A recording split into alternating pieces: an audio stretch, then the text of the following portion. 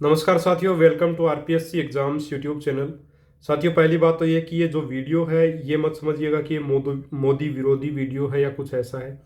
देखिए, देश के प्रधानमंत्री हैं मोदी जी, सम्मान करते हैं हम उनका बिल्कुल निश्चित तौर पे, और सम्मान करना भी चाहिए। प्रधानमंत्री सबके प्रधानमंत्री, किसी पार्टी विशेष के प्रधानमंत्री नहीं है। लेकिन साथियों, बात यह है कि जब घर में कोई समस्या होती है तो निश्चित रूप से मुखिया से ही शिकायत की जाएगी, उन्हीं को जब वो संबोधित करके सारी बात कही जाएगी। ठीक उसी प्रकार की बात यहाँ पर एसएससी के खिलाफ बच्चों में गुस्सा है, निश्चित तौर पे होना भी चाहिए। 2018 का एग्ज़ाम जो था एसएससी का, उसमें काफ़ी विसंगतियाँ थी और नॉर्मलाइजेशन का पहाड़ फोड़ दिया गया है। हालांकि बच्चों का ही लगवाया हुआ था, लेकिन उसको गलत तरीके से इम्प्लीमेंट कर दिया गया, उसमें भी समस्याएं आ रही हैं। तो एसएससी के खिलाफ गुस्सा है, जो कि मोदी जी के नाम से जो वो निकाला जाएगा, ताकि मोदी जी संज्ञान ले इन सारी चीज़ों का।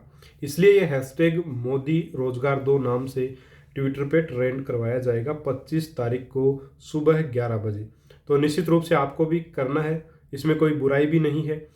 एक प्रधानमंत्री को पता चलना चाहिए कि रोजगार की कंडीशन क्या है और बेरोजगारों की हालत क्या है, समस्याओं का भाई पता होना चाहिए। संज्ञान लेंगे निश्चित तौर पे, फिर वो भी, और एसएससी का जब संज्ञान लेंगे तो निश्चित तौर पे कमियां उनको नजर आएंगी। अब ये तो रही केंद्र सरकार की बात और केंद्र की बात, जिसमें केंद्र की नौकरियों में काफ़ी लोग जो वो बोल रहे हैं, काफ़ी बड़े बड़े यूट्यूबर्स बोल रहे हैं, कोचिंग संस्थान भी बोल रहे हैं। लेकिन अपने राजस्थान में भी साथियों, अपने को 25 तारीख को सुबह 11 बजे हैशटैग गहलोत रोजगार दो नाम से भी ट्रेंड करवाना है। क्यों करवाना, देखिए उसमें कारण ये है कि राजस्थान में अगर अपन बात करें भर्तियों की विसंगतियों की, तो RS 2018 मेंस का जो है वो मामला अभी तक कोर्ट में अटका पड़ा है, कोई उसका सुध बुध लेने वाला है नहीं। अभी 2021 चल रही है, 3 साल हो चुके हैं, 3 साल में पता नहीं क्या से क्या हो जाता है। बात करें पटवारी भर्ती की, आप लोग जानते हो कितनी बार आगे पीछे भर्ती हो चुकी है। ठीक है, तो पटवारी भर्ती की भी यही हालत है। इसके बाद में देखिए आप, देखिए आगे पीछे जब भर्ती होती है तो समस्या किसको होती है, सरकार को होती है कि बच्चों को होती है। बच्चों को प्रॉब्लम बहुत ज़्यादा होती है। एक बार अपन पढ़ाई करना स्टार्ट तो कर सकते हैं, लगातार लगे रहेंगे अपन 3-4 महीने के लिए, 6 महीने के लिए लगातार लगे रहेंगे, 9 महीने के लिए लगातार लगे रहेंगे। उसके बाद में जब गैप आता है तो 1-2 महीने अगर बीच में मिस कर दिया तो फिर सारा का सारा मैटर दोबारा पढ़ना पड़ेगा, और तारीखों का कुछ अता पता नहीं होता कि कब करवा देंगे कब नहीं करवाएंगे, है ना। तो ऐसा सिस्टम है, तो आगे पीछे भर्तियां होना गलत है, इसमें सुधार होना चाहिए निश्चित तौर पे। दूसरा सबसे बड़ा एक और जो माइनस पॉइंट ये चल रहा है आजकल की, पेपर होने से ठीक पहले वो आउट हो जाते हैं। लाइब्रेरियन भर्ती का आप सब लोग जानते हो क्या हालत हुई थी, मतलब 2-2 दिन, 3-3 दिन पहले पेपर आ गया मार्केट में। ये कंडीशन है आजकल। तो ये समस्या का घर ही है साथियों, इसमें बेरोजगारों के साथ बहुत ज़्यादा बुरा होता है। तो सरकार को इस तरफ जरूर से जरूर ध्यान देना चाहिए, वो चाहे केंद्र की सरकार हो चाहे राज्य की सरकार हो। सबसे बड़ी बात यह है कि न तो केंद्र सरकार बेरोजगारों की सुन रही है, न राज्य सरकारें सुन रही हैं। और तीसरी सबसे बड़ी बात यह है कि घर पर भी साथियों बेरोजगार व्यक्ति की इज्जत नहीं करता कोई। बड़ी दुख की बात है, लेकिन सच्चाई है यही, और इसमें सुधार होना चाहिए। आप ऐसा सिस्टम बनाइए, सरकार चाहे वो केंद्र की हो चाहे राज्य की हो, कोई भी संस्था हो। यूपीएससी एक संस्था है देश की जो कि एग्जाम कंडक्ट करवाती है और बिल्कुल सही तरीके से भर्तियां हो जाती हैं। क्यों हो जाती हैं भाई उसमें, आरपीएससी क्यों नहीं करवा पाती।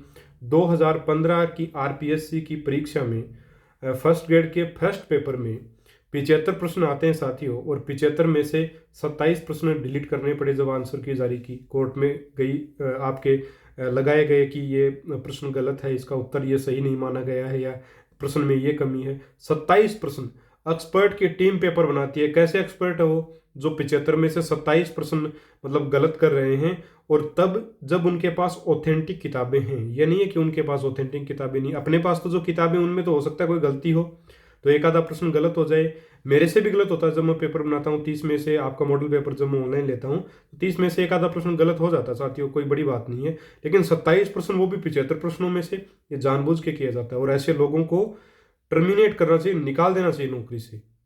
उनको ऊपर ऊपर से फीस और दी जाती है इस चीज़ की कि जो आपने पेपर बनाया आपने बहुत अच्छा काम किया है, 75 में से 27 प्रश्न गलत करके। तो इन चीज़ों में सुधार होना चाहिए। फर्स्ट ग्रेड में हालत आपको पता ही है कि रीट के समय कोरोना से पहले घोषणा की थी, आगे जब बच्चियां जो वो बहनें जो वो अपने टंकी पर चढ़ी थी जयपुर में कि भर्ती को आगे किया जाए फर्स्ट ग्रेड को, उस समय सरकार ने यही कहा था कि 3,000 भर्तियां सितंबर में और करवाई जाएंगी। तो सितंबर तो कब का चला गया है, अभी दोबारा सितंबर आने वाला है।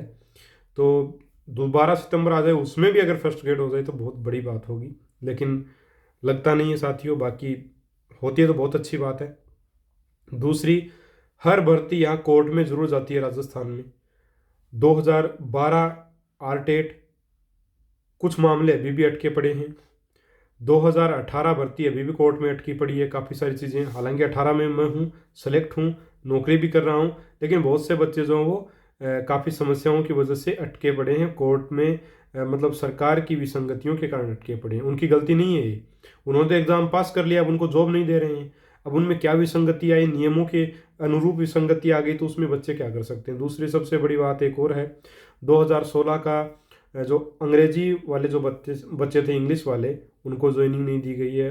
उनमें भी काफ़ी समस्याएं, कोर्ट में भर्ती अटक गई है। हाई कोर्ट में बच्चे जीत गए, डबल बेंच सिंगल बेंच में जीत गए, सिंगल बेंच के बाद डबल बेंच में जीत गए। अब सरकार जो वो सुप्रीम कोर्ट में चली गई कि इनको नौकरी नहीं देंगे। क्यों भाई? ठीक है, यानी कि आपको ज्वाइनिंग नहीं देनी है, आप बच्चों को सुप्रीम कोर्ट में, बच्चा कहाँ जाए? सुप्रीम कोर्ट के एक छोटे से वकील की फीस 5-7 लाख रुपए होती है, तो बच्चा कहाँ से देगा वो? और उसके बाद अपन ऐसे आपके आरपीएससी फर्स्ट ग्रेड की बात कर ही चुके हैं। 2015 की हालत क्या हुई थी, 75 में से 27 प्रश्न डिलीट कर दिए। अब एक बात सोचिए कि उन 27 प्रश्नों में बच्चों ने निश्चित तौर पे जो वो टाइम बर्बाद किया होगा अपना, अब वो डिलीट ही हो गए। न तो उनका बोनस दिया गया, न कुछ और, डिलीट कर दिए। इसका मतलब 27 प्रश्नों के ऊपर कुछ मतलब नहीं रहा। यानी कि हो सकता है किसी बच्चे ने वही 27 प्रश्न किए हों, किसी बच्चे को वही 27 प्रश्न आ रहे हों।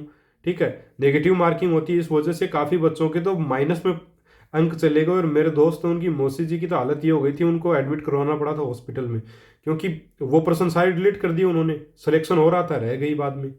ये हालत है। अब उसका जिम्मेदार कौन है? आप सब लोग समझदार हैं, जानते हो आप। इसके अलावा जो मतलब एक प्रकार से भविष्य के साथ एक बहुत ज़्यादा खिलवाड़ हो रहा है यहाँ पे। तो हैशटैग मोदी रोजगार दो के साथ साथ हैशटैग गहलोत रोजगार दो। ये रोजगार दो से मतलब ये नहीं कि भर्तियां निकालो दमादम ना। भर्तियां आप अपने हिसाब से निकालिए। आपके पास अगर पैसा है देने के लिए, टीचर्स हैं लेने के लिए, एक प्रकार से आपके पास अगर वित्त विभाग आपको मंजूरी देता है कि हाँ इतनी भर्तियां जो है वो आप करवा सकते हैं, तो उन भर्तियों को आप निकालिए। उसके बाद एक जो पैमाना तो सेट कीजिए कि कम से कम 9 महीने में एक बच्चा हो जाता है। 9 महीने में आप भर्ती नहीं करवा सकते पूरी, 9 महीने में आराम से जो वो भर्ती पूरी हो सकती है। तो कम से कम एक टाइम तो फिक्स किया जाए कि हाँ इतने समय में एक भर्ती को पूरा जो वो करवाया जाना चाहिए। ठीक है साथियों। इसके अलावा और काफ़ी सारी चीज़ें राजस्थान में, जैसे पैरा टीचर एक प्रकार से संविदा कर्मी या फिर इनका मामला है। अब बोल देते हैं कि आपको पक्का करें, कोई पक्का नहीं करेगा। ठीक है, चलो कोई दिक्कत नहीं है, बड़ी बात नहीं है, लेकिन उनको ये तो बोलो आप कि हाँ इतने समय बाद आपको फिक्स किया जाएगा या किया जाएगा। रोज़ रोज़ आंदोलन हो रहे हैं, पढ़ने में समस्या आ रही है, भाई ध्यान तो भटकेगा, जाहिर सी बात है। तो 25 तारीख को आप सब लोग जो ज़रूर से ज़रूर यह कार्य करें। इसके अलावा एग्ज़ाम्स में क्या होता है अपने की, चाहे फर्स्ट ग्रेड हो चाहे कोई भी भर्ती हो, यहाँ पर मार्क्स जो हैं वो डिक्लेयर नहीं किए जाते। कब किए जाते हैं? जब कट ऑफ आ जाती है, उसके काफ़ी समय बाद में मार्क्स डाले जाते हैं। क्यों भाई? कट ऑफ बनी कैसे है? मार्क्स को देख कर ही तो कट ऑफ बनी है। तो नंबर जो है वो आप पहले नहीं डाल सकते कट ऑफ से, तो कम से कम पता तो चले किस बच्चे के कितने नंबर आए हैं। अब समस्याएं उसमें अब कौन मानेगा ये कि उसमें धांधली नहीं होती? धांधली साफ तौर पे नजर आती है। आप लोग नंबर ही नहीं बताते हो पहले, आप पहले नंबर बताओ उसके बाद कट ऑफ जारी कर दो, क्या दिक्कत है? या फिर एग्जाम होने के 10-15 दिन में मतलब आपकी आंसर की जारी कर दीजिए, उसमें तो पता चले बच्चे को कि हाँ मेरा हुआ या नहीं हुआ। एक एक साल निकाल देते हैं उसमें, तो फिर नौकरी बच्चा सोचेगा क्या? आज जिस नौकरी की मतलब जिसने नौकरी के लिए परीक्षा दी है, वो अगली बार भी परीक्षा देगा। आज सिलेक्ट हुआ, अगली बार भी होगा। एक बच्चे की नौकरी वो ले रहा है साथ में, लेकिन करे क्या? हालत ये है कि नौकरी, पिछले वाली परीक्षा की नौकरी आपने दी नहीं अभी तक, अगली भर्ती आपने निकाल दी, पिछले वाली कोर्ट में बैठी है अभी तक। तो ये कंडीशन जो है वो बड़ी परेशान करते हैं और बेरोजगार व्यक्ति को बड़ी समस्याएं होती हैं सर, मैं आपको बताना चाहूँगा। और सरकार से यही रिक्वेस्ट है कि इस प्रकार की मतलब कुछ तो ऐसा डिसीजन लिया जाए जिनसे समस्याओं का समाधान हो सके। बाकी मोदी जी भी निश्चित तौर पे देश के लिए कार्य कर रहे हैं, अच्छा भी कार्य कर रहे हैं, कुछ कमियां भी रहती हैं। और गहलोत जी भी भाई अपने स्तर पे कार्य कर रहे हैं, अच्छे भी कार्य कर रहे हैं और कुछ कमियां होती भी हैं।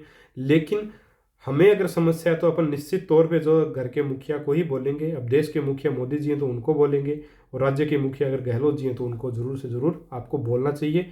बस 1-2 मिनट का समय लगेगा। 25 तारीख को 11 बजे आपको ये कार्य कर देना है।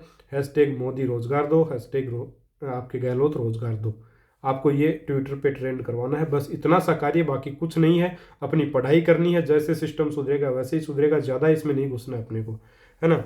ये बात है। तो केंद्र एसएससी वालों के लिए सब लोग बोल रहे हैं, देखिए निश्चित तौर पे अपन राजस्थान की बात करेंगे, राजस्थान की एग्जाम्स की तैयारी करते हैं, वहीं की बात करेंगे तो ज़्यादा बेहतर रहेगा मेरे हिसाब से तो। और आप जानते हो कि 9 दिन से बेरोजगार जो आंदोलन पे हैं, आपके जयपुर में धरने पर बैठे हैं, सुनवाई नहीं हो पा रही। आज कुछ खबर आई कि हाँ बातें होंगी, एक बार पहले भी बात हुई है सरकार से, बात नहीं बनी, दोबारा से बात होंगी तो हो सकता है बात बन जाए तो अच्छी बात है। और समाधान इसका यही हो सकता है कि एक टाइम फिक्स किया जाए, कम से कम एक शेड्यूल जारी किया जाए, कैलेंडर जारी किया जाए कि हाँ इस समय पर ये भर्तियां करवाई जाएंगी। हर साल हजारों की संख्या में जो रिटायरमेंट होते हैं या लोग बीच में जॉब छोड़ते हैं, रिजाइन होते हैं, काफ़ी सारी चीज़ें होती हैं। अगर हर साल आप टेट का एग्ज़ाम कराओ, 10,000 12,000 भी हर साल अगर आप निकालो, 30,000 की 31,000 भर्ती को अगर आप 3 साल भी निकालते तो कम से कम ये होता कि बच्चों को इतना ज़्यादा वेट नहीं करना पड़ता। अब ये भर्ती 2019 से चल रही है आपकी रीट वाली, और 25 अप्रैल को हो जाए तब जानना कि 25 अप्रैल को हो गई है। बाकी इतने सारे लेटर लिखे जा रहे हैं मुख्यमंत्री जी को कि जैन समाज के द्वारा भी लिखा जा रहा है, और उनकी बात भी गलत नहीं है भाई। 25 तारीख को त्यौहार है, महावीर जयंती है, तो उस दिन तो समस्याएं बिल्कुल निश्चित तौर पे वो उत्सव का उनका मौका रहेगा। अब सरकार से गलती हुई है तो या तो गलती गलती ये माने, या फिर डेट को आगे पीछे भी ये कर सकते हैं। तो जो भी करें पहले करें, बच्चों को बता के करें कि हाँ गलती हो गई, कोई दिक्कत नहीं है, हर चीज़ का समाधान है। लेकिन ये नहीं है कि एग्जाम से जस्ट 5 दिन पहले बोल दिया आपने कि भर्ती अस्थायी कारणों से जो वो आगे खिसकाई जाती है। अब अस्थायी कारण, आपको कारण तक नहीं पता कि भर्ती आगे खिसकाने का कारण क्या, भर्ती कैसे करवाएंगे। तो कम से कम कारणों को क्लियर कीजिए कि कारण क्या है वो भी बताइए। भाई जानने का अधिकार है, बच्चों ने 500-500 हज़ार रुपये दे के फॉर्म अप्लाई किए हैं, तो क्या उनका ये अधिकार नहीं है कि वो कारण जान सकें कि कारण क्या है भर्ती को आगे खिसकाने का। अस्थायी कारण कौन सा होता है, खुद ही स्थायी नहीं है, वो कारण कहाँ से हो गए। ये कंडीशन से तो। और इसके अलावा देखिए आज अपने दैनिक भास्कर में भी खबर छपी है, और राजस्थान पत्रिका में भी इस मुद्दे पर खबर छपी है। और एक हरिराम जी हैं कि इनके बारे में लिखा हुआ, शायद भास्कर की कटिंग है। और साथियों बड़ी स्थिति खराब है भाई। इनके पिता ने 5 लाख रुपए जो है वो लिए थे लोन के तौर पे, इनको अलग अलग कोचिंग्स में कोचिंग करवाया, और लाइब्रेरियन भर्ती की तैयारी इन्होंने की थी। पेपर जो है वो पहले बिक गया, तो जो भर्ती परीक्षा वो रद्द हो गई। दोबारा से पेपर हुआ है, पेपर इनका अच्छा हुआ है, लेकिन परिणाम का कोई वो ही नहीं आता, पता ही नहीं है, परिणाम ही जारी नहीं कर रहे। तो कंडीशन बड़ी ख़राब है। अब वो 5 लाख रुपए का लोन, ये कंडीशन आ गई है उनके कि अब वो जो खेत है वो मतलब एक प्रकार से उनको नीलाम करना पड़ेगा, इतना कर्जा हो गया है। तो इसका जिम्मेदार कौन, ऊपर से 3-4 बहनें, उनकी शादी की समस्या। तो सारी चीज़ें, काफ़ी सारी समस्या सरकार को समझनी चाहिए, प्रत्येक व्यक्ति की समस्या। और मैं तो ये कहूँगा कोचिंग वालों को भी थोड़ा समझना चाहिए, फीस जो वो मोटी नहीं पतली कर दीजिए थोड़ी सी। क्योंकि देखिए ये चैनल स्टार्ट करने का मेरा यही जो है वो कारण था सबसे बड़ा, और मैं कोशिश करूँगा कि मैं हर भर्ती को कवर करूँ राजस्थान में। मुझे नहीं पता कैसे कर पाऊँगा, काफ़ी साथी और भी जुड़ेंगे निश्चित रूप से। आप लोगों में से जो जॉब लगेंगे वो भी मुझसे आगे जुड़ेंगे, तो मैं उनको मना नहीं करूँगा। जो व्यक्ति पढ़ाने के लिए अच्छा बिल्कुल प्रस्तुत कर पाए मैटर, वो बिल्कुल मेरे से संपर्क कर सकता है जॉब लगने के बाद, और बिल्कुल सेवाएं दे सकता है। और अपन जो है राजस्थान में, मेरा यही इसी वजह से मैंने चैनल शुरू किया कि बहुत से ऐसे बच्चे हैं जो वास्तव में कोचिंग नहीं कर सकते, बस उन बच्चों को फ़ायदा हो जाए, मेरा सिर्फ एक ही मकसद है। इसके अलावा मेरा और कोई मकसद नहीं है। अब उसमें यूट्यूब पर आप लोगों की वजह से 95,000 सब्सक्राइबर्स हो गए, और भी बढ़ जाएंगे, बढ़ते जाएंगे, कोई दिक्कत नहीं है अपने को, अच्छी बात है। लेकिन मेरा सिर्फ और सिर्फ यही लक्ष्य था कि गरीब व्यक्ति को, वंचित व्यक्ति को, जो कोचिंग नहीं कर सकता, उसको कम से कम जिस मैटर से मैं सिलेक्ट हुआ हूँ, जिस भर्ती में मैं सिलेक्ट हुआ हूँ, उसका मैटर उनको कम से कम फ्री में मैं अवेलेबल करवा पाऊँ। और साथियों आपको सही बताऊँगा, सुबह 5 बजे से लेकर रात को 11 बजे तक लगातार कार्य करता हूँ, स्कूल भी जाता हूँ, स्कूल में बच्चों को भी पढ़ाता हूँ। अभी गले की हालत बड़ी ख़राब हो रखी है, लेकिन फिर भी मैंने वीडियो बनाना बंद नहीं किया, क्योंकि अब डेली आपके लिए 2 पेपर भी डालता हूँ, उसमें जो वो प्रश्न तैयार भी करने पड़ते हैं, वीडियोस भी बनाने पड़ते हैं, तो समय बहुत लगता है, लेकिन मेहनत करना नहीं छोड़ेंगे। निश्चित तौर पे आपका सिलेक्शन होगा साथियों रीट में इस बार, और छोटा सा सहयोग हमारी तरफ से भी उसमें आपका रहेगा निश्चित तौर पे। तो 25 तारीख को आपको जो कार्य हैशटैग मोदी रोजगार दो और हैशटैग गहलोत रोजगार दो, दोनों को ट्रेंड करवाना है। और दोनों व्यक्तियों की मैं बिल्कुल इज्जत करता हूँ, उसमें कोई वो नहीं है, अपने अपने क्षेत्र के माहिर व्यक्ति हैं, लेकिन कमियां सब में हैं। और कमियां जो वो अपने मुखिया को ही गिनाई जाएंगी, तो राज्य में कोई कमी है तो गहलोत जी को बोलेंगे, और देश में कोई कमी अपने को नज़र आती है और इतने बेरोजगारों को नज़र आ रहे हैं तो निश्चित रूप से वो कमी है, तो उसके लिए मोदी जी को बोलेंगे। बस इतनी ही बात है। मेरे हिसाब से आप बात को समझे होंगे। लोगों तक वीडियो को पहुंचाइए। अगर आपको पसंद आया तो सब्सक्राइब कीजिएगा चैनल को, और साथियों वीडियो को लाइक कीजिएगा। मिलेंगे अपन अगले वीडियो में एक और शानदार वीडियो के साथ। तब तक के लिए जय हिंद, जय भारत, नमस्कार।